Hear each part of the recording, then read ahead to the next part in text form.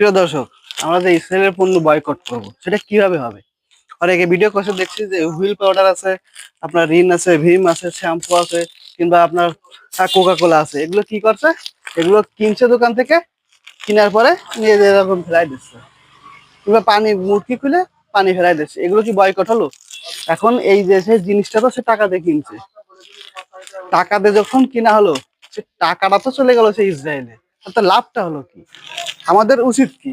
আমাদের উচিত যে সমস্ত পণ্য ইসরায়েলের প্রস্তুত করে, যে সমস্ত পণ্য আপনারা জানেন যে এগুলো ইসরায়েলের পণ্য, যেমন এই যে ক্লিয়ার শ্যাম্পু, হুইল সাবান, রিন পাউডার, ভীম সাবান, আপনার লাক্স সাবান আছে, বিভিন্ন রকম প্রোডাক্ট আছে। এই প্রোডাক্টগুলো আমাদের মোট কিনা যাবে না। আপনি যদি কিনে ফেলে দেন তাহলে কিন্তু কোনো লাভ হলো না, এটা বয়কট হলো না, এটা আমাদের নিজেদের টাকাই বেস্ট হলো। একবার মনে করেন যে আমরাই ওরা আরো উৎসাহিত করলাম, এই কাজটা করা যাবে না। আমাদের উচিত আমরা যে ইসরায়েলের যে পণ্যগুলো আছে সে পণ্যগুলো মোট আমরা কিনবো না।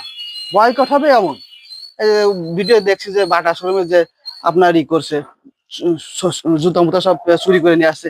এগুলো করা যাবে না। দোকানে যা আছে দোকানে থাক।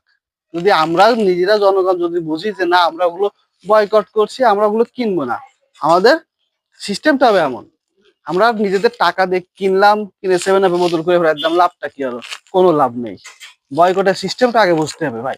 বয়কটের সিস্টেম না বুঝে তো বয়কট করলে হবে না।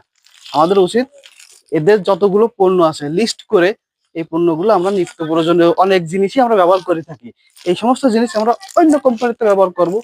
বয়কট করব আমরা ঠান্ডা মাথায় বয়কট করব। এভাবে আমরা যদি সবাই করি তাহলে দেখবেন সম্ভব, ইসরায়েলের পণ্য বয়কট করা সম্ভব। কিন্তু এরকম উচ্ছৃঙ্খল ভাবে করলে কিন্তু হবে না। এভাবে আমরা নিজেদের টাকা ভেস্ট করে যে আমরা কিনে ফেলাই দিলাম, এ করলে কিন্তু হবে না। তাহলে সর্বশেষ আমাদের কি করা উচিত? আমাদের করা উচিত আমরা টোটাল ইসরায়েলের কোনো পণ্য আমরা কিনবো না, টোটাল আমরা এর থেকে বিরত থাকবো, তাহলে হবে আমাদের বয়কট। আশা করি আপনারা বিষয়টা বুঝতে পারছেন।